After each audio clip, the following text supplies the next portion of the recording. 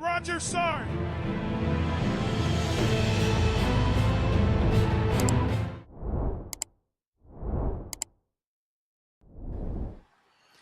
All right, guys. So, welcome back to the Roger Sarnt podcast where we talk all things Army. And I'm your host, Sarnt Cruz, along with my co host, Sarnt Bruner. And today we are going to be talking NTC. We're going to be talking about the good, the bad, and the fun. All right. But before we do that, go ahead and like, comment, subscribe, share, all that cool stuff that you do on the social medias. All right. So let's get right into it, Bruner. Let's get right into it. All right. Yeah. So I want to talk about let's start with the beginning, right? You leave home station and then you go land in Fort Irwin. Now before, and I've never been to this part of this type of NTC, but before I was told back in the day that you would first go to the Ruba, right? Have you ever been to when they go to the Ruba? Yeah. This Okay. was no. Trying to remember the first time when it was the pre-Poland one. Was the first time I'd been to Santa Fe. Every single one up until that point had been to Aruba. Okay. So you know what it is to go to the Ruba first, right? It's And then glorious. now we have that you go to what is it called? Santa Fe. So there's a big difference between Ruba and Santa Fe, right? Because Yep. Ruba, you have all the amenities of back in home station almost, right? You got the food, you got the PX, and you got the Patriot thing, Express, whatever it is that they sell, the tactical gear. You know, when you get to Santa Fe, you don't have none of that. You probably have that long PX, right? That little small trailer that you get stuff in, your necessities. Now, my argument is that we should go back to that time because I don't like it. I'm not gonna lie, I just don't like it. I don't like landing and knowing that at one time in or another, we were able to, if I forgot something, I can go buy it. I don't like it personally. Right. I don't like the fact that we get there and we're still there for a few days before we have to because we get there, we got to get vehicles, we have to get everything on it, and we'll get into that in a second. But it just grinds my gears that I know that at one point we were able to be at the Ruba first, start off everything. and be a lot more comfortable. And if I forgot something, I can just go ahead and buy it right then and there. So now we are at Santa Fe, and it's all work, work, work, work, work, and sleep out in the open. I mean, if you're smart enough, like once you get your vehicle, you sleep in your vehicle, but that's neither here nor there. So that's annoying to me.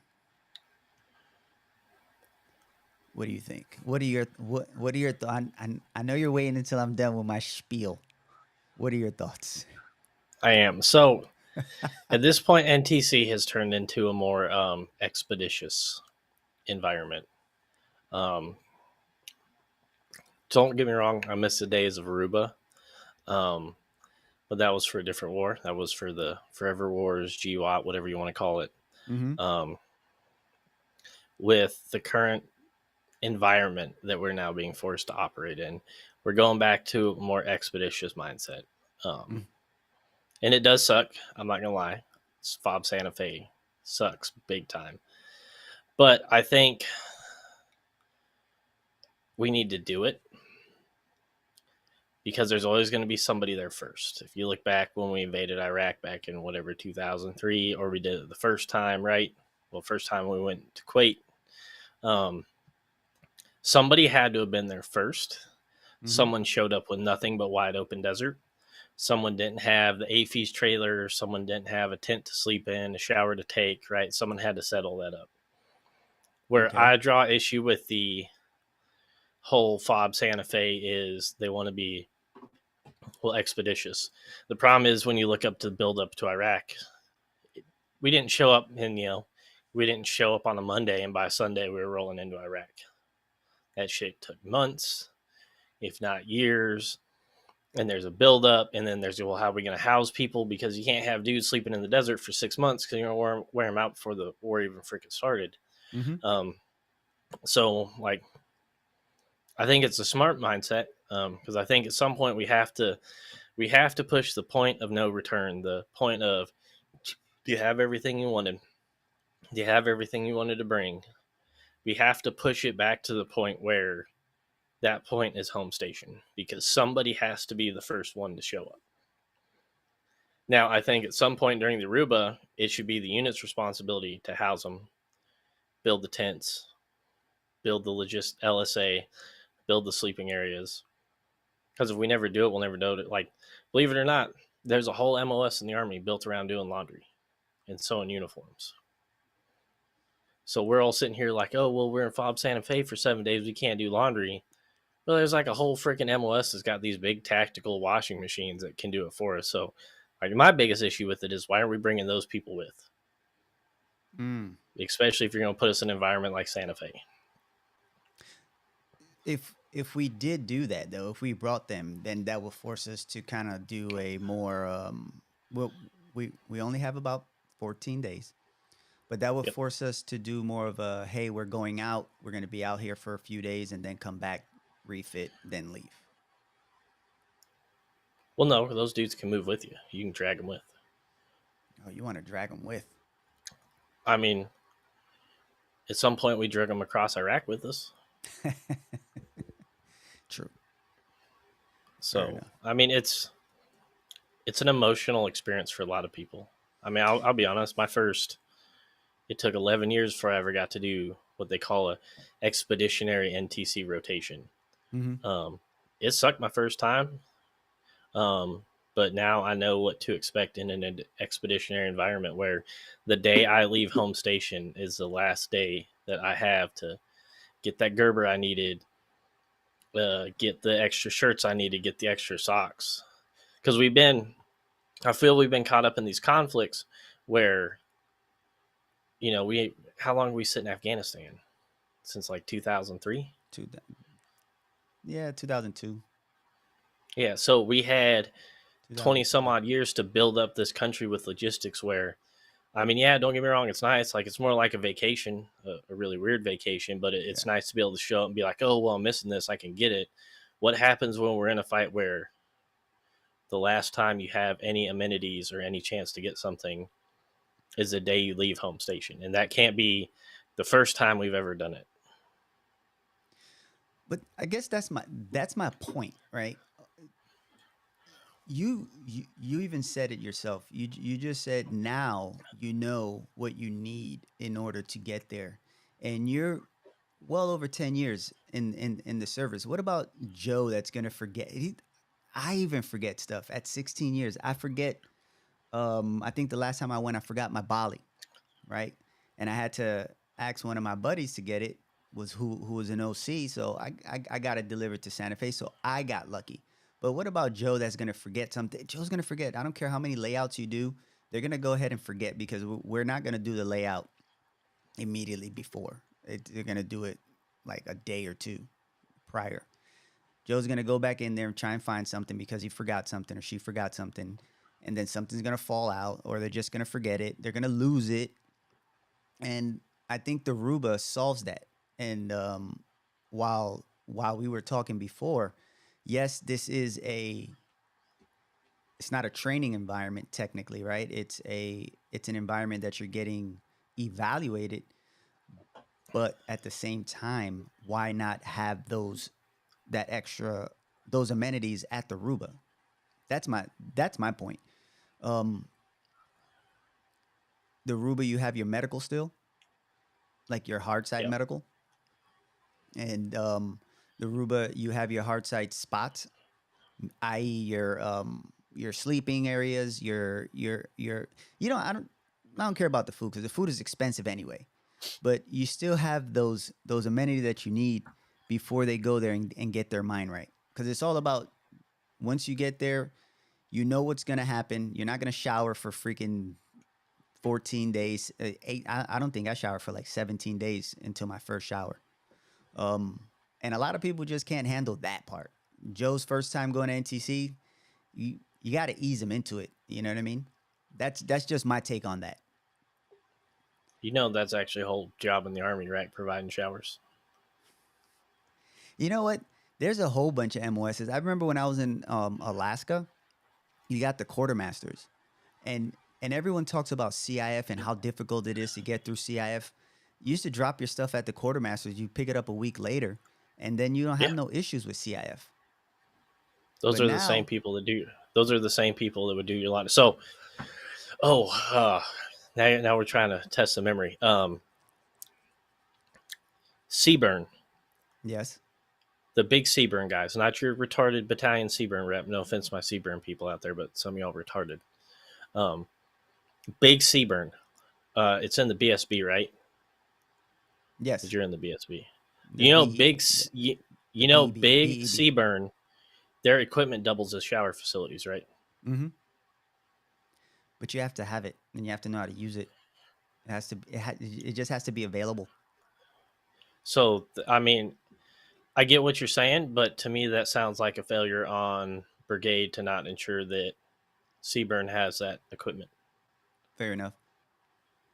Um, but even then, no one's gonna lug all of that out there. Plus, your whole you got 7 battalions that are all out there spread out through the battle space. No one's gonna come to one centralized area. No one comes to a centralized area when we talk about AXPs. So we're definitely not gonna worry about showers. That's the last thing they're gonna worry about. I So mean, that's in terms of like actually being in the box fighting, right? Like, yeah, I understand, like, we're not going to be worried about showering, but when you're standing up, when you take the first unit that's going to get to the staging area, that's going to prepare for the invasion of wherever, right? hmm Like, that's where the see that's a double side. Like the Seaburn, it's double sided, right? It's equipment that's intended to decontaminate vehicles, correct. right? But you can also use it to provide Joe with a shower. We know we're not going to decontaminate vehicles out there, hmm but in order, I mean, that's a good way to make sure that equipment works. I mean, because that's the thing, right? Like, we drag a few million tons of armor all the way from Central Texas, all the way to Fort Irwin, California.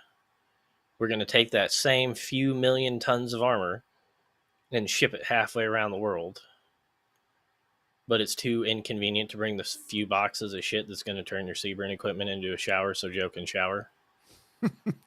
I mean, to me, I'm going to be honest here because someone's going to get mad at when I say this. It sounds like leadership being lazy. Yeah, could We'll could drag broken tanks, but we won't drag the shower equipment with us. We won't make the dudes that have probably never deployed in the past 20 fucking years go to Fort Irwin, California and do somebody's laundry. I mean, that's the whole reason why the United States government's paying them for. Handsomely. Yep. Angel Diaz, what's going on? He says, baby, wipe it up. That's what we do, man. That's what we do. We sit there. Juan Biret, bendición, love you. That's what we do. We baby wipe it the whole way through, and that's what we're. I mean, that's what we're. The whole evaluation / training is about. I'm just talking about the initial arrival to break Joe in nice and slow, take it easy with the Ruba, and then get him into Santa Fe. But when you take him straight into Santa Fe, you're sometimes we as soldiers can't handle it all the way, and it is what it is, but I'm just saying, like, why take it away? What harm did it have to have it there? So it's almost kind of like what we're doing now with on Thursdays we're doing what is it called, battle focus PT. It's nothing other than PT. It's the same PT we were doing from 8 to 12. Now we're doing it at 6. It's just, if it wasn't broke, why are we trying to fix it? That's my point. That's it. That's all I'm saying. I think the reason why we do it is because a few years ago, I may or may not have been in a brigade that shall remain nameless on Fort Bliss that had not deployed for almost a decade. Okay. Because they were the testing brigade. The Army took the testing brigade mission away from them because ABCTs were becoming the new hotness, and why do you have an ABCT that doesn't do what we pay them to do? Instead, they just screw around in the desert in Texas and play with new equipment. Okay. Watching that unit try to put equipment on a train was the most painful thing I had ever saw, because it had been something that they hadn't done in a decade. You know those billions of orange shackles that show up every time you go to NTC? Mm-hmm. There was, I think, like less than 50 of them within the brigade. I guess my question would be to that is, why? Hold on, let me turn. I guess my question would be to that also is these. Hold on, I kind of messed up. All right, so I guess my question, when it comes to the Rock, this is something totally separate.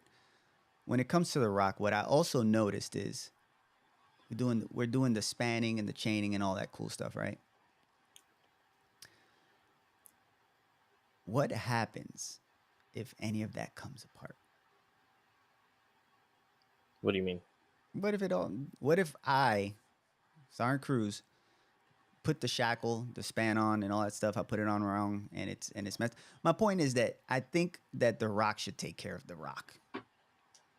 I don't know why soldiers are like why do we throw 100 soldiers there? This is just my thought process since the times I've seen it. Budget cuts. Yeah, I could be. Come on, man. We spend $25 million to get to NTC. We already pay the contract at the Rock. Like, why? I don't know. I guess why is it that we do it? Why can't we just have a bunch of certified individuals, civilians that already work there, do it? That's just I my don't thought disagree process with that statement at all. So I've always wondered that, because we take all our vehicles and we line them up. I'm cool with that. But when it comes to all this spanning and blocking and bracing and all that stuff, I think you get you about 100, well, not 100 civilians. You get your good amount of civilians, and they just knock that stuff out, and we just leave. And because we always send like 100, 200 soldiers over there, and they're just out there. You know what I mean? So maybe that's a thought process. I'm not sure about the budget or anything like that. I just know that we're already spending the money at that point, and the contract is already there with the Rock. So, what's that? A couple of extra employees just blocking and bracing. I don't know. This is my thought process. Next thing I want to touch up on is, so when we went to NTC, right? I'm comparing, contrasting the last two times. The first time we went, we got to Santa Fe, And then we were there. We had our time. We picked up our vehicles. We put on our miles gear. We got our comms up, BII, all that good stuff. JBCPs, everything was set because we had that time. We had the few days before we actually had to hit the box. This time when we went, I got there probably a Sunday night. On Monday, we picked up the vehicles, and they wanted us already staging on a Wednesday. Now, what I think ultimately that caused was a lot of friction with Camo, with BII, with the Miles gear, with the JBCPs. I think it caused a lot of friction. And I'm not sure. I asked around, and I don't want to put too much out there, but I did ask around, and there was an option not to, from my understanding. But I guess even when you hit boots on ground, wherever you're going, Afghanistan, Iraq, or anywhere new that we may or may not go. Don't want to talk about that. We're still gonna have time. You're still gonna need time to just get your stuff fit. You know, having an 18 vehicle convoy and only having two vehicles, four vehicles with comms is probably not the right thing to do. That's just my thought process. And I mean, if it's not, but I mean, that problem starts at home station. mm-hmm, Like, we take broken stuff with us. It's going to be broke when we leave. It's going to be broke when we get there. okay, We're not going to magically fix everything in 7 days.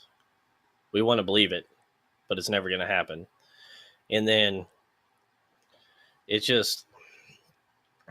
a compounding issue because things are broke when you leave. It's broke when you get there. It's broke when you're in the box. It's broke when you're coming out of the box. It's broke when you're doing retrograde ops. It's broke when you're home station. But the thing is, like, we never actually fix anything because what do we do with NTC or after NTC? Oh, we're back. Shit's broke. We throw it back in the cage and we forget about it. And then when you follow the evolution of the cycle up into the deployment, well, what do we do after NTC? Oh, Joe needs time to rest and recuperate, which is 100% true. He does need time to reconnect with his family. He does need to take a knee, right, and have some time to decompress. But we never get around to fixing the shit that's broke. Because I see the same broke tanks, Bradleys, go to NTC. I see them get drug around NTC when they're broke. I see them come back broke. I see them go home broke. We drag them out of the rock back to the motor pool, and then we're dragging them to the rock again when it's time to deploy. We never actually sat down and fixed what was broken. there's also an expectation that we're gonna fix everything when we get there. We're not. We haven't at all. I don't think I can remember an NTC that we've actually fixed something over there. Probably onesies and twosies and stuff like that. But the overall thought process of we're gonna fix it when we get there because there's a bigger budget or anything like that, I would venture to say that that's a fallacy. I don't think that we actually, if the budget is there, we don't get to use it because we're so in the box. And even when we get back, it's the same thing. We get to order some stuff there, but a lot of times we're just focused on getting the vehicles out of there that the stuff doesn't even get there. Okay, we'll just ship it forward or something. Like, I don't even know what happens to the stuff that we order and put it on the 5988 to get it out of there. I don't know what happens to So that believe stuff. it or not, when you're at NTC, you're a priority for parts. You're like out of the big priority of parts picture, you were like number 3 or 4 in the grand scheme of things. Correct. But where are those parts Like, at? the problem is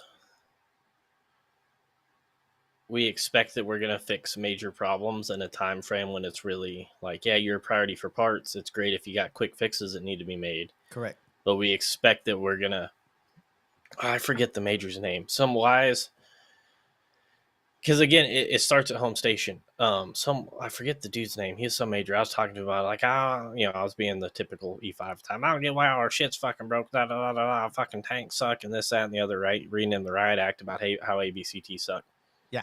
If you stood up an entire BCT and gave them brand new shiny equipment, and then that brigade commander's in charge for 3 years, right? Mm-hmm. And he's an absolute fucking turd when it comes to maintenance and just neglects his fleet, right? Maintenance is never priority. We run everything to the ground until it breaks, and then he leaves. Mm-hmm. And then the dude that replaces him is maintenance Jesus, right? He's got all the answers. He knows how to order all the parts. Yeah. It will take in the vicinity of somewhere, I think it's 4 to 8 years after that point.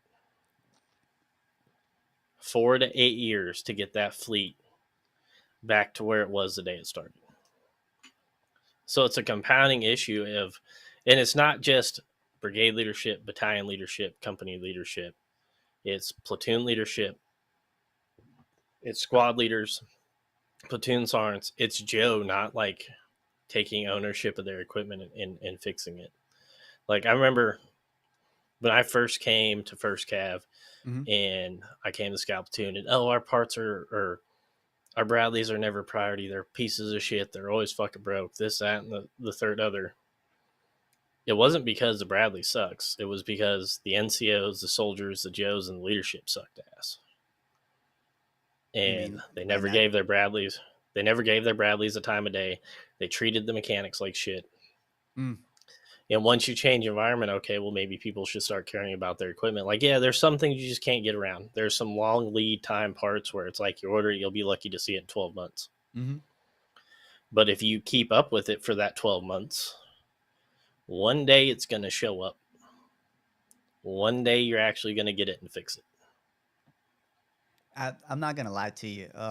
When I was in First Cat, well, I'm still, but when I was in third, I remember quite vividly watching soldiers, mine at that, conduct a PMCS in less than an hour. I'm talking about. I walked away, went inside, came back, and they were done. And then I was like, okay, so cool, you're done. The next day, I was like, I asked one of the sergeants. I remember I actually asked Bun. I was like, hey, Bun, do me a favor. Walk me through a full PMCS by the book. We were there. I think we started at 09:30 or something like that. We were there until lunchtime.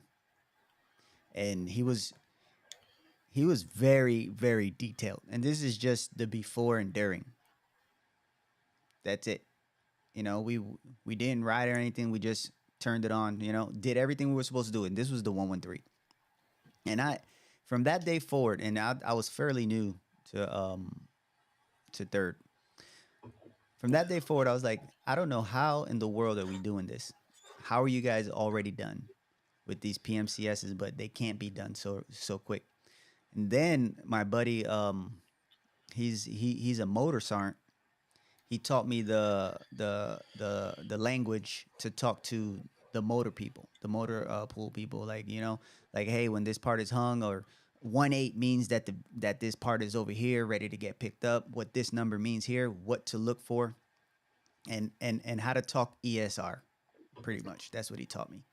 And then once you get to that language, the motor pool, the motor sergeant already takes you a little bit more serious, like you just said. Because you're treating it like they know.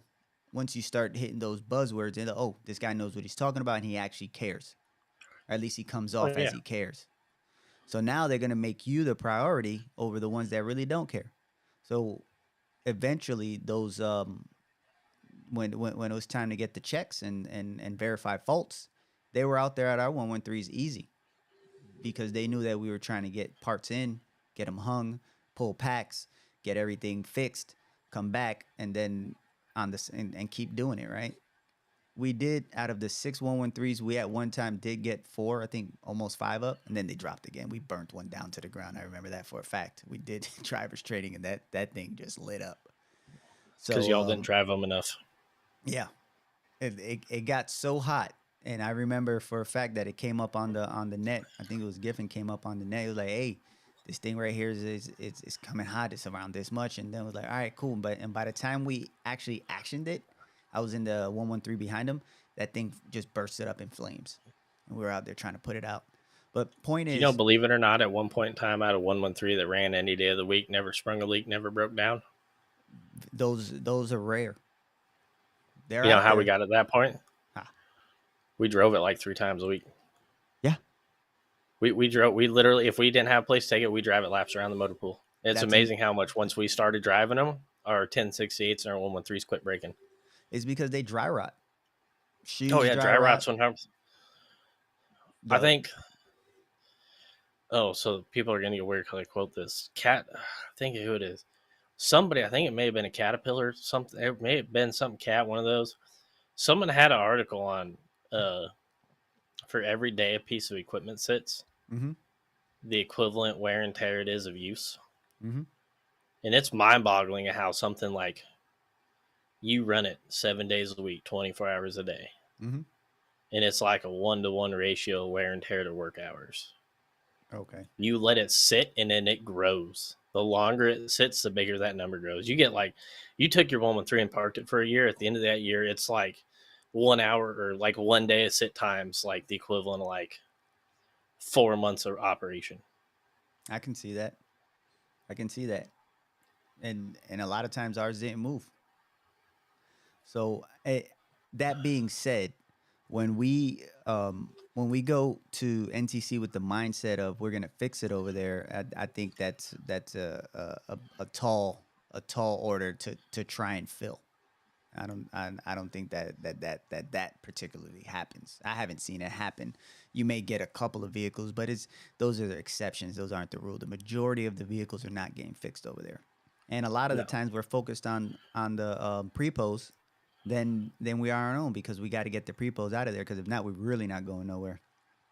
What Angel Diaz says, he says that seems like a planning issue. There is notice well in advance that you're headed there. Why not be prepared till then? Now, mind you, I've been out for a while. Yeah, you've been out for like at least 8 years. I would say 10, but at least 8 years. But ain't nothing changed. It's the same. Just like when we were back with the MPs in Stuttgart and our vehicles probably wouldn't work.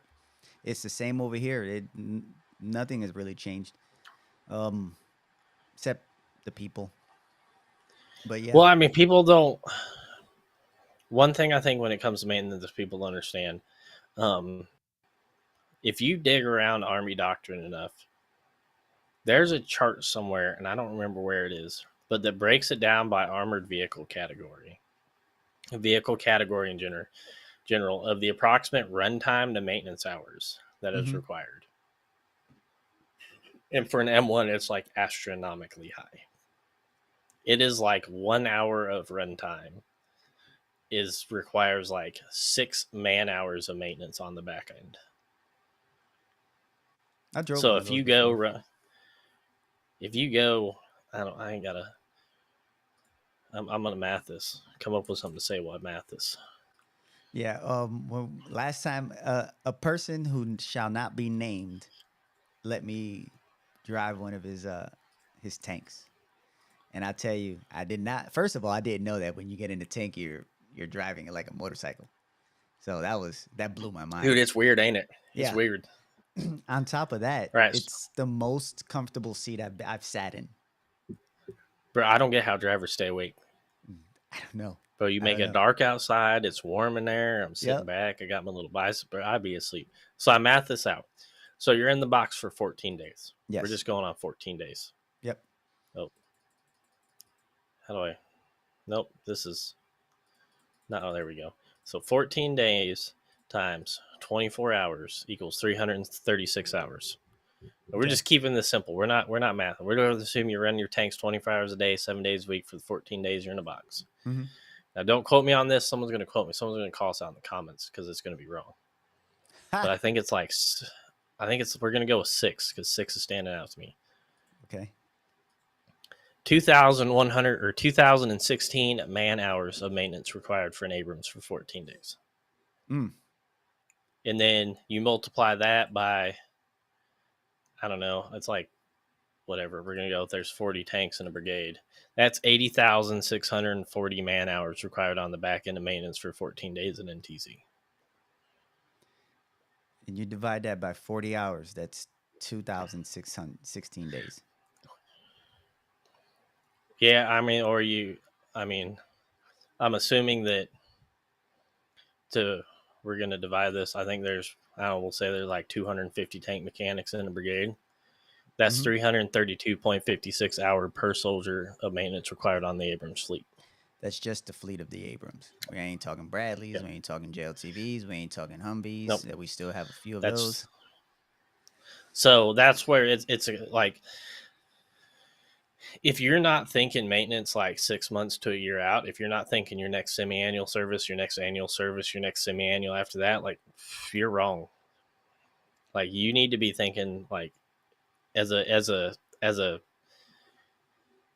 team leader, you need to be thinking the next semi-annual. As a squad leader, you need to be thinking the next annual service. As a platoon sergeant, you need to be thinking the semi-annual after the next annual after the semi-annual. Right? Like, you need to be thinking the long term about your vehicles. Yeah, I think the Because if all you work, go ahead. go ahead. I think the long term fix that they're trying that we depend on is the biannual NTC. I'm not gonna lie to you. Do we fix our stuff home station? Yeah, we do get some stuff up. We're not gonna sit here and bash on home station and be like home station mechanics don't get stuff done, because they do. They do. They're the heart between the mechanics and the cooks, in my opinion, my humble opinion. I think those are the most underappreciated and overworked MOSs in the military. There's Oh a yeah, because what couple do of I other just ones. get in my Bradley and break the shit out of it. Uh-huh. Plain and simple. I just drive that mo like I stole it. And then those guys are working 18-hour days just to get them up. Man, I've Yep. seen in 3.8. I remember for a fact that they went a whole week that they were working until like 2000 at night. Yep. And I in my head I'm like, how, you know?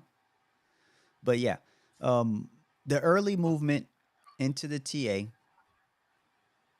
the staging, because it wasn't even all the way up into the staging area. It was like into into the staging area to get to the TA.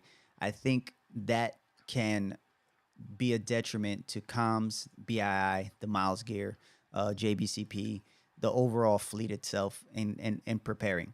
That's what I think. Miles gear, I don't even know why we even use miles gear. I don't even want to get on that because that's going to be a soapbox that I have. I think that is the most outdated equipment that we use or we even put on. It makes us look goofy. I think it just takes away from the whole point of, I don't know. It just, because the OCs just come and hand you the card anyway. I have yet to been actually shot and hear the thing go beep. Are you serious? I hate it. I hate them. I do it I've done it all the time. You get shot. This is all I'm gonna say about miles gear. I hate it. Take 30 minutes and read the goddamn manual that comes with it. Not gonna do it. Not gonna do it because I I hate used it to so think much. I used to think Bradley Miles was the dumbest thing ever until I sat down and read the manual for 30 minutes. And it took 30 minutes to read both of them. Guess what? Things worked. I'm not You know saying how they, cool it was to I'm not saying they don't work. I I I'm saying they, well, on the vehicles I think they go down more than often, more times than not, because they had to come out at least 4 times, because what they mainly use it for is to track you on the battlefield, especially when it comes to gunnery week. That's the main goal that I've seen yeah. that they've used it for. Um, they they they go out typically. I've never been shot to a point, or any of my guys have ever been shot that it goes beep, that it beeps on us. I'm talking about the one that you have on. Is it a good concept? Probably, yeah. If that's what we did, but we don't do it. We don't use it that way. It And Miles gear is fun if everybody takes the time to like actually like, and it's annoying. The problem is Miles gear is so fickle mm-hmm. with what it's become. You ever use a Miles 2000 shit? No, I played laser Remember tag. the old one that had? Remember the old one with the yellow key right here? Mm-hmm. Yep. It was amazing how well that stuff worked. But when we got the new thing, the new one we got, that was when it went down. It's a cool concept. The problem is it's significantly more complicated than to the point where I can just give you, like, the old Miles 2000 stuff was cool because you had the emitter that went on a gun. Mm-hmm. You had the harness went on. Mm-hmm. And as long as there was batteries in it, the gun part did the gun part. The vest did the vest thing. The problem is it got too complicated to the point where we wanted it to do too much, where I could just hand it to you and it worked. Like the old Miles 2000 system was like the equivalent of you going down to Austin and playing laser tag. Correct. Put this on, point the thing at the thing, and the thing does its thing. If that worked, then yes. Here's another thing. Why am I putting a laser on the end of my M4 and shooting who? Who am I shooting? Who? Who's on Yourself. the other end? Do you understand what I mean? That's what grinds my gears.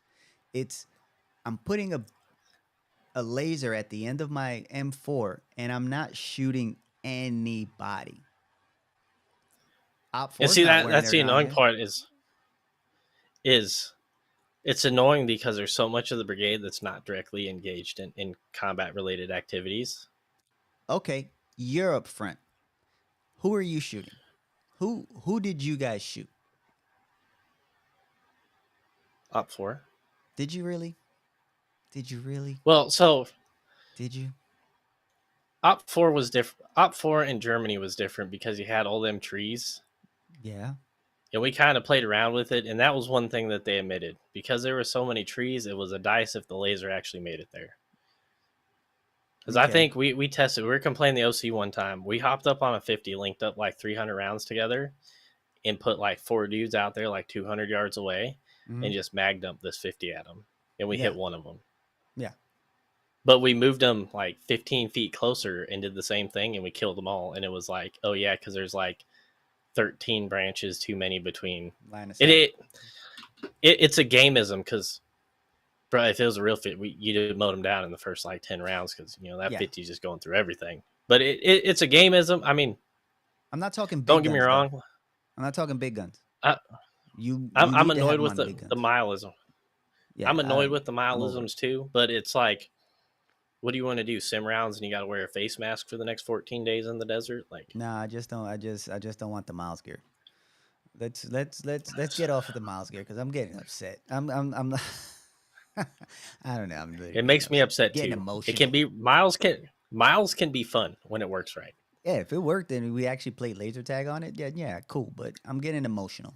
Let's move let's move forward. Another thing that I think that Army could do for us is going to be 2-in-1. It's a twofer. Do you know what I'm about to say? Yep. We need Now that you said that, no.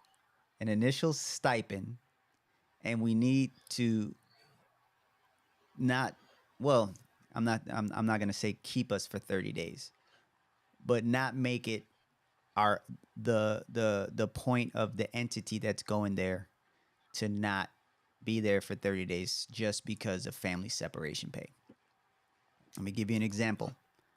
When I was in Alaska, 321 Infantry went to Fort Irwin. They did their thing. They were literally flying them back because of family sep. Yeah. Yeah. Same thing happened with us. Now the family sep, you got your onesies and twosies that get it because you got guys that have to, like the UMO guys have to stay back, and the Advon are going to be there for longer than 30 days. Yeah, I get it, but I don't want it to be the primary focus of, well, we're going to make sure that you're not there for 30 days so we don't pay you. It's just the thought process. It's just the principle. And for the stipend, I think a startup, I think maybe $100 for when Joe, all of us, but I typically talk about Joe. When we go, because there's a whole bunch of costs that incurs before we even get to the box. That is all NTC related. Like I'm buying stuff that I wouldn't normally buy. Joe buys extra cigarettes. Joe buys extra dip. Joe buys extra lickies and chewies. If I'm out in the box and I get out the box and now I drop my phone. Like my phone screen, well, not my screen, the back of my phone is cracked because of NTC. You know what I mean? Like there's a bunch of costs that we incur because we're out there. Is it my fault that my phone fell? Whatever it is, yes, it could be. Yes, you can argue that, but I'm just giving you an example. So I think we should get a startup stipend, maybe $100 for us, and then not be directly getting us out of there because of a 30-day mark. So, It's just my thought process. Major General Twitty, right? Uh-huh. And this is a breed of common sense I have not seen. So Major General Twitty was the 1st Armored Division commanding general. I was there. Mm-hmm. He had some very nice policies. So us being the testing brigade, we had 2 big 30-day field problems a year. Yes.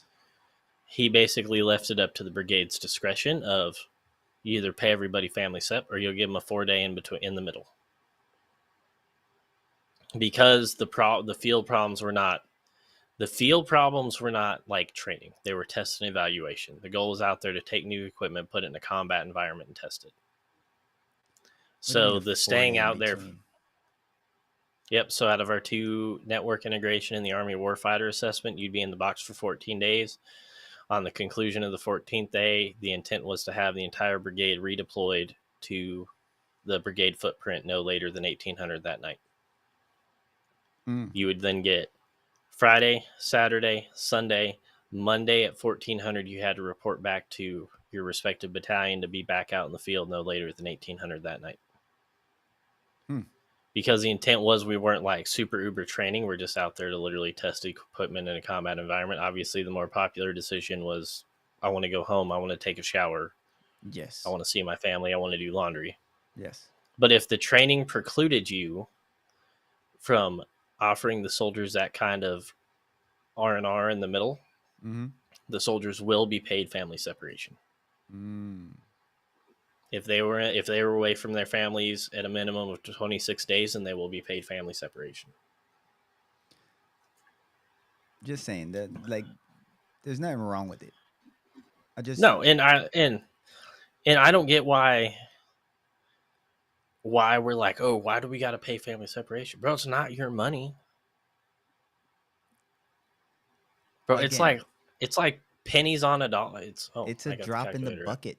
It's a 3,800 soldiers. You give them 200, 300, 400 bucks. I can't remember how much it was. I did the math. It was like 1.6 mil. It's $250 times 5,000 people in a brigade because you're not going to go at strength. You're probably going to actually realistically go with less than 5,000. It's $1.25 million. What are we doing? And we just spent $25 million to go run tanks through the desert for 30 days. Just saying. If you added that in there, I'm just saying it will help significantly because there's a lot of money that's spent in that month that you're there or 3 weeks, whatever time you're there, that's directly attributed to you being there. Like you would not spend that money unless you go. That's my point. No, and I agree. Like if you go to NTC, it should be mandatory regardless of how many days you spend there to pay family set. That's my opinion. Yeah. I know we talked about this the other day. The $100 startup. Got to get it. Hell no. No chance in hell. Because we're talking about this the other day. I'm of the opinion the Army shouldn't be paying for your lickies and chewies. The Army shouldn't be paying for your tobacco products, right? Because the Army didn't force you to start those habits. However, space. All the stuff that a soldier will typically buy, right? Better magazines for his M4 because we all know I've never had a unit on the face of the planet that's giving me magazines worth of shit in the first place. Gerbers. I'm on the fence of Garmin GPSs because hashtag current world events, not the smartest idea. But your Gerbers, your flashlights, your headlamps, your batteries, your pocket knives, right? That's all stuff in the supply system. It's all stuff with NSNs. Why can't, looking at you, 3-Corps, why can't supply order it? Why is it on a list of prohibited items? Oh, well, we can't get it back? Okay. How many years do we sit here in 30 days before October 1st? We're like, oh my God, we got an extra $5 million in the budget. Got to blow it all when we could have been blowing it all year on making sure. Because what blows my mind, right? And guess what we're getting? Who was I talking to? We're getting those same items. I've seen Garmin's come through. Oh yeah. Um, Flashlights. I was talking to one of my buddies. He's doing SFAB. All the stuff that we have to go buy out of pocket, bro. They have a whole goodie bag when a new soldier shows up to their unit.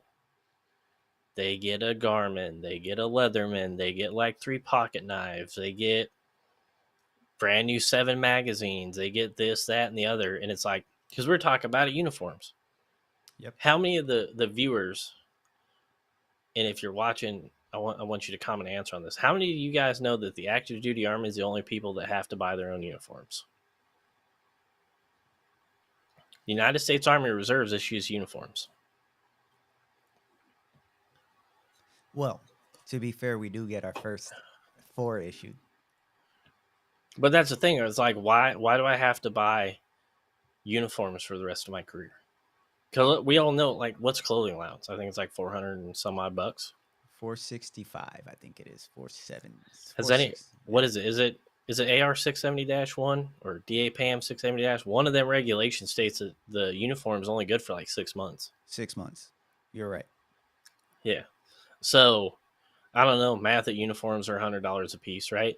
Because it was like, I remember growing up listening to my grandpa like talk about the army and how, if like you tore up a set of uniform, doesn't matter if it's 24 hours or 3 months later, you just took it to supply and went, yo, here's my old uniform, and he gave you a new pair. Mm-hmm. You need a new pair of boots, you just took your old pair of boots supply and went, hey, give me 11.5 Charlies. And I always say that if you watch MASH, you'll get the reference. But you turn in your 11.5 Charlies, you get a pair of 11.5 Charlies back. Now, obviously, you want the Nikes, the Bates, the, I don't know, whatever your favorite brand of boot is. Sorry, Uncle Sam ain't going to pay for it, right? I can see that. But if you're one of them dudes that are just fine with standard issue boots, right? Mm-hmm. You should be able to take it to supply, be like, yo, give me some 10.5 wides, give me some 11s, right? Supply should be able to swap that stuff out on the spot, because guess what? If we go to war and invade Europe, where do you think we're getting our uniforms from? Supply. So I don't get why we can't just have supply issue out uniforms for the rest of the year, but I'm going to have to do with the fact that it probably saves the Army a lot of money. Oh, yeah. Budget cuts. And we got to employ the blind people or the criminals or whoever makes the uniforms. Somebody has to get employed somewhere. But it just Somewhere. it just gets me, man. Yeah. Yes, the Army doesn't have to pay for all the stuff that we buy, but what I'm saying is, prior to leaving, we ramp up, even if it's cans of tuna fish, it's whatever it is that we're gonna buy, a jet boil, anything that we're gonna buy to go to NTC is directly. JetBoil has an NSN. But no one's ordering it. This is the thing. Like, there's a page, and we spoke about this. There's a page on Instagram that has all the NSN stuff, and they add stuff, and they keep adding it, and they keep adding it. Like, unit patches are on there. You got the ranks that's on there. Like, all that stuff should be there. AAFES, clothing and sales, should not even exist, to be honest with you, if it were by if we were to go by NSNs, because there's an NSN for everything that we wear. I mean, and that it's still there. Like I said, I don't agree with the $100 stipend, but it's stuff we should be. It's just stuff that the unit should be buying and issuing to soldiers, right? Like, Why? it's common sense. Why is it that here in the States, anytime it's extra money for something, like free money or something, we always have to push back on it? Answer that. Yeah, and it's not just you and me that do it. Like, we all do it. But anytime it's free money, I've always heard the hell with that. The free money for the $100, nope, not happening. The if it's any type of giving stuff out, nope, you didn't earn it. It's always, we have a you have to earn mentality. Like, we will stay broke just so we don't get nothing for free. Am I wrong? Yeah, I mean, you're not wrong, but I mean, I feel like I'm the outlier. It's not that I'm against the free money, right? Because trust me, I'm all Yeah, for free money, we've spoken about bro. this. I know you When I particularly found are. when I found out about the blended retirement, the $8,000 kicker or whatever it was, that was a free 8 grand. Bro, I fucking blew that shit so goddamn fast it wasn't funny. But my biggest thing with it is I'm not against the stipend per se, right? I'm against it because of the fact that at some point in the Army's history, Mm-hmm. someone looked at the Leatherman and the Gerber multi-tool, which are not the same thing, right? If it's a Leatherman, it's a Leatherman. If it's a Gerber, it's a Gerber, Yes. right? Someone looked at those items and went, soldiers probably need these. Mm-hmm. And went through the process of getting it certified, and Gerber jumped through the hoops, right, to get it put in Army inventory so we could purchase it. Mm-hmm. So why? Because that's the thing that blows my mind is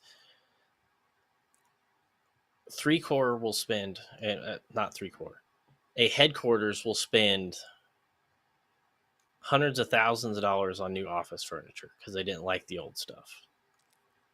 But these will be the same people that'll put out a list that says you can't buy Garmin GPSs, you can't buy Gerber multi-tools, you can't buy pocket knives because Joe's not going to give them back. It's like at the end of the day, like, whose money is it? It's not mine. It's not yours. It's not General so and so, right? It's not Lieutenant Colonel so and so's. Like, bro, if the Army's going to give you $100,000, blow every last dollar of it. And I promise you that Gerber is getting used for Army stuff 90% Oh yeah, of the time. 90% of the time, we're going to use it in the Army. The Garmin, we're going to use it while in uniform. It's just, I don't know.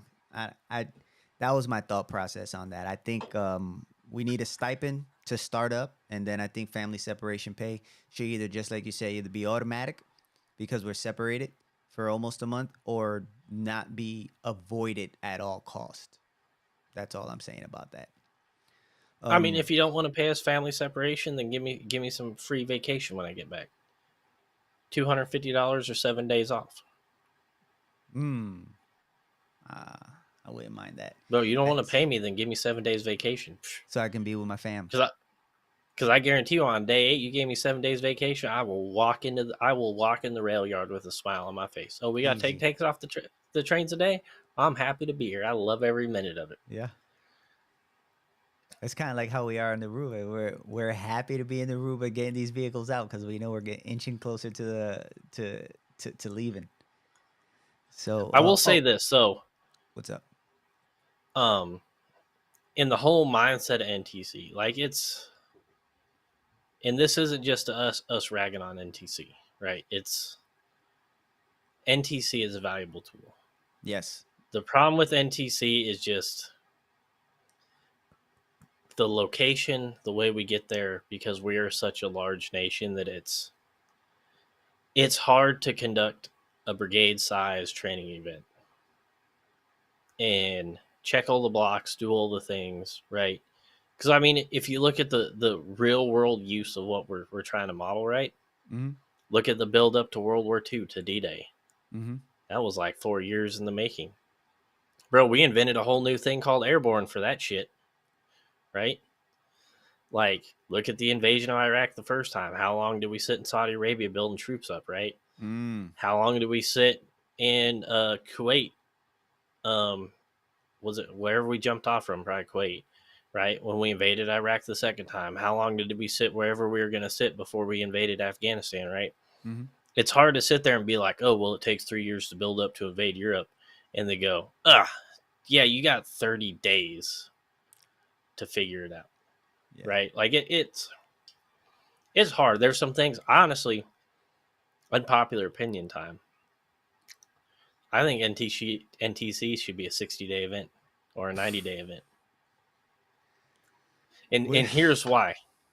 You give us 3 weeks on the front end.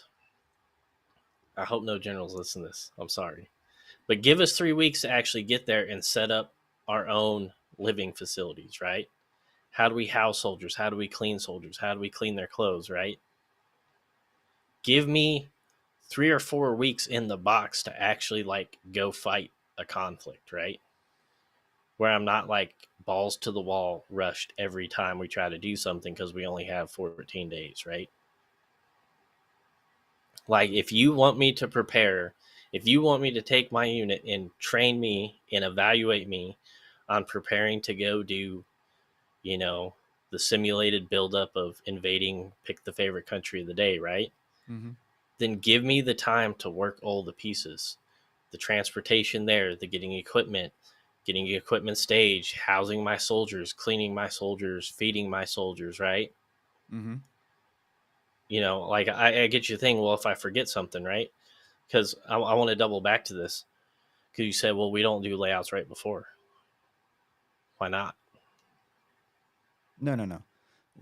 What I meant is we're not doing right initially, like right before we board planes. We're gonna do it a couple days prior to, and who's to say that Joe's not going back in there to get something out because he's using it because he doesn't have enough uniforms or doesn't. That's what I meant by that. And I think, and I hate to say this, um, I hate to say this because I don't like watching anybody suffer. You But I lost me at think 60 days, by the way. yeah, no, whatever. Bro, I'm combat arms. Believe it or not, I still like to go take the tracks, get them in the mud, and do our thing, right? I get it. Because that's what I joined the army to do. But I hate watching people suffer. But you know how you fix that? By making Joe go through an NTC rotation in the dead of December when it's cold as fuck outside with no insulated boots. You know why I say this? Because a young PFC Bruner went to his first field prom in Germany with no cold weather boots because he was an idiot, and my feet were cold the whole time. You know what I have never left home station without? Cold weather boots. Bro, I bring them to NTC if it's August. Yeah, I you're know I ain't going to need them, but I got them. you're not wrong. You're not wrong. Blunt force trauma does seem to help with the jog memories. So I get it. I'm just saying that it could be a lot smoother because they used to do it. That's all. I'm just trying to figure out Yeah, the why did we swap it? Because every time I go to the Aruba, I'm like, dang, we could have been here first, and then now we're at Santa Fe for some odd reason. But you lost me at 60 days. The reason why you lost me at 60 days, one, because it's 60 days. Two, because we're ramping up for the before we went to NTC, January, half of February, we were doing sticks in the field. We were doing all CPXs, right? And then as soon as we get out of there, um, we're doing rock operations and getting all the connexes, everything that we need to do, UMOs. We're doing all of that. So that's occupying all of our time right there. So we're not gonna have time in the front end to get any time off, or in the back end, yes, maybe, but not much time because we have to recover. So the 60 days, I get what you mean because I think the 60 days is technically the 14 days, right? The army always crunches everything down. But you lost me, man. I can't. You put me. I'm not going. I can't do 60 days in the desert. Not in that desert. Knowing that I don't have to. No, that's what you just said was stop doing Ruba and let's start doing Santa Fe. That's exactly what you just said, and I know I'm not happening. The next thing about being at NTC, obviously it's fun. Let's not completely shit on NTC. It's fun. That's where you get to mainly be with your troops and you build the camaraderie. And I'll tell you, like I'm talking about our vehicle, our FLA was crazy. It was crazy, like all the jokes and getting to know your troops a lot more, and you just build a more cohesive unit. I'm not gonna lie about that. So let's not completely shit on that. Anytime you go to the field, anytime you're away from garrison, from home station, things just seem to get more relaxed and get better. And leaders tend, some, not all, tend to be more relaxed. So Joe opens up and you create more trust. So I appreciate that part. Another, but the last point that I want to talk about is what I noticed this time at NTC that I didn't notice the first time. or I didn't think it happened, or it was in the AAR, was the real world patients and then the notional patients, right? So there was a scenario that I'm going to particularly talk about was we were in the roll 2. We were doing all the we had mass cal after mass cal after mass cal, right? But I wasn't present. This is a story. Real world patient comes through. He's pretty jacked up. Um, they didn't stop. They didn't completely stop and take care of that patient. Does that make sense? So I think the Yep. argument between the provider and the OCs got out of hand because provider wants to just stop everything because it was a significant event.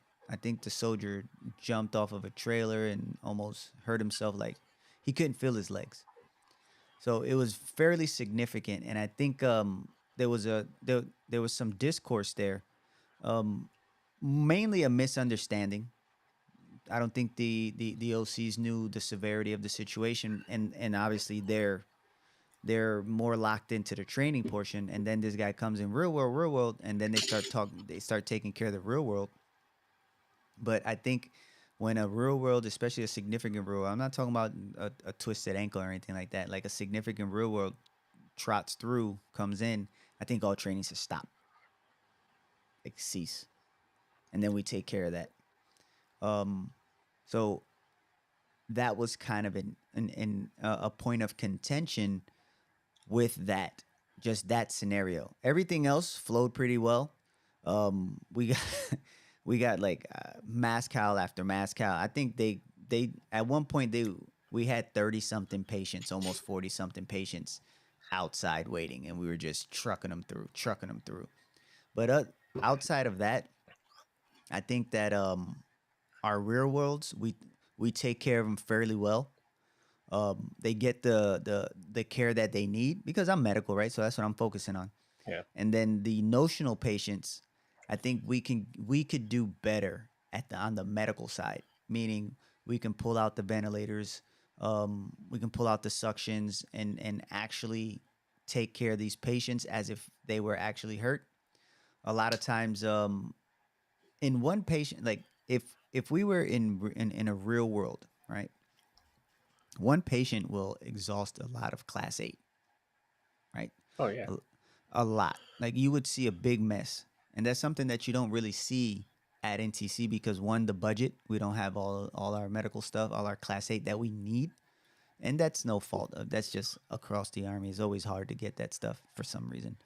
And then on top of that, we just don't take it as serious. So I think the real world patients, when they come through and they're significant, everything needs to stop. And notional patients, us as the medical side, we need to kind of do better and take care of the patient as if they were real world patients every time. So therefore, we can get the best training out of it. Just my thought Yeah, process and I on that. mean, you bring up very valid points. Like it's a very long, it's a very hard line to define. Like what severity of real world injury requires, you to shut down 5,000 people. Because I mean, not to downplay this guy's injury, right? But I mean, in the grand scheme of things, right? You got 4,500 men out there, right? Like out of those 4,500 guys, how long does it take to? How many people do you realistically need to treat these? To treat this guy right, get him stabilized, get him treated, get Mm-hmm. him evac out of the training environment into the. Because I mean, I understand your mindset, right? Because things I know at NTC, air is limited, Mm-hmm. right? You typically have 8, 10, 12 Apaches, 6, 7, 8, 10, 12 Blackhawks, right? Mm-hmm. Um, can taking like what you need to air assault a platoon into an objective, right? Mm-hmm. Could sap up every single one of those Blackhawks, right? And I get it. NTC's got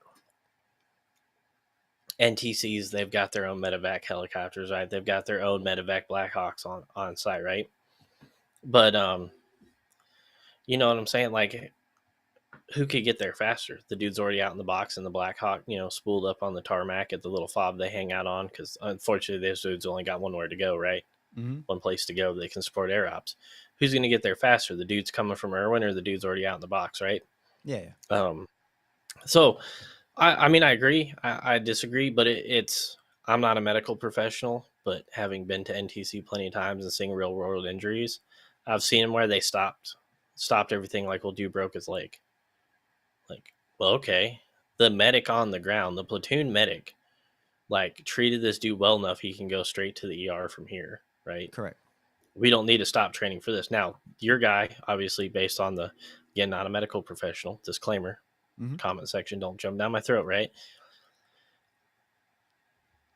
I'm not disagreeing with Doc. I'm not agreeing with Doc. I understand, hey, this dude potentially could be paralyzed. Like, that's a big deal, right? I agree with shutting down certain aspects of training, right? Like, hey, medical training stops and you guys are focused on a real world patient, right? And shutting down training air assets to have those on standby to move a patient. But do you need to stop me and my Bradley? Because I'll be real honest. I ain't doing shit for you. We ain't putting a paralyzed patient in the back of my Bradley and transporting him to the roll 1 on NTC. So what service are you doing me by telling me to stop training? No. But it's a I wasn't. I misspoke. I mean, training in that section right there, like where we were, like at the roll too. If you're forward and you're doing the breach and all that stuff, and you're or you're in the defense, well, that doesn't stop. I can't do nothing about that. You're 100% correct. I'm talking about in my vicinity right there inside the roll two. My thought process was I did agree with Doc. Like, stop. Let's take care of this dude. It's significant, and then because we're 10, 15 clicks back. Oh yeah, I mean at that point, yeah. In terms of you training at the roll 2, Yes, you that's can all I mean. stop for 30. You can stop for 30 seconds for you to look at the patient and go, "Hold up, you, and you with me treat this guy. The rest of you go back to the thing." You could stop 30 minutes for you to pull the required people away, Correct. and then the rest of you, well, guess what? Now you're down 8 people. Figure the fuck out, Yep. right? That I agree with. It's one of those things like you're going to have somebody that's you're going to have people on both ends of the spectrum. You're going to have somebody that underestimates and ends up needing more people than he needs. And you're going to have that one NCO that's like, I need the entire roll 2 to stop for a sprained ankle. And the OCs are going to be like, really? So, I mean, it's going to be a very hard line to find and then ride. Correct. Because it's going to go left, right, up, down, all the ways on the other. But yeah, it's a training thing. Because yeah, I agree. When you get fake patients, it's like, okay, your back is broken. Mm-hmm. Yeah, shut up. I'm gonna throw you in the back of the Bradley. Get over it. Because he ain't injured. But when you got a real injured, you're like, oh, well, I don't even want to touch you. Like, Yeah, I ain't a medical professional. Oh, your back's broke. Like, dude, I ain't touching. You're gonna lay there until Doc gets here. Yeah, let's get Doc over here. Everything in this moment stops. We're not training anymore because this guy right here, it's a significant. I'm not talking about a twisted ankle or anything like that. You got tanker feet because your feet are swollen. No, I don't care about that. I'm talking about like, I can't feel my legs type thing. Okay, cool. Let's make sure we take care of this guy and get him out and then go. That was my thought process on that. And like I said, like the training on the medical side, we should take a little bit more serious. And we did a hell of a job. Don't get me wrong. But I just, like when you start looking at things from a brigade level and you look down, you're like, maybe we can do this. You're looking for something to say in an AAR to make it better. And I think, as always, like you've been to a CLS class or something like that, and you'll be like, well, I'll just slap a tourniquet. No, take the tourniquet, put your hand on it, slap it on him, right? Oh, I'll just put a chest seal. No, take the chest seal out of the packet, wipe them down, put it on. That's what I'm talking about. Like actually doing it. It's instead of notionally doing things. And I think we fall victim of that a lot. Because I've never actually stuck a chest seal on somebody. yeah, it's rough. Like especially like if it's real world, you have they're agitated, so now they're sweating, and then they're bleeding. So you wipe, and it just keeps doing the same thing, and then it slides a little bit. Like it's not as putting it on a rescue randy that just sticks there and it never wants to come off. Like it, like This you is all gotta I know really about clean chest it. seals. When you're drunk in the barracks and you slap it on your buddy's face, it's damn near impossible to get off. Yeah, I guess. Which you better I hope guess you can that's get a it off way. because that dude's about to suffocate. Yeah, But that's my experience with chest seals is you either that's going a to way to rip it use off it. his face and some hair's coming with it, or you're cutting a hole in it so he can breathe. There's your two options. That's a way to use it. All right. All right. So that's pretty much it that we have. Those are the points of contention and things that we talk about in reference to NTC. Those of you who tuned in, we appreciate you guys. Thank you so much. As always, like, comment, share, all that cool stuff. All of our what is it? All of our Instagrams and TikToks, all our social media will be down in the comment section, in the description section. So go ahead and click on those. There's a lot of good information that we put out from the recruiting side and just from the general Army side that we put out. So go ahead and do that. Hit the Discord up. It's up and running. If you have any questions, comments, concerns, or anything like that, you can put them in the Discord or you can email at rogersarn.com. And that's it for today. From myself, Sarn Cruz, and my co-host, Sarn Bruner. We appreciate you guys. And always remember, you don't have to embrace the suck if you got the right tools in your ruck. We're out. Roger, Sarn!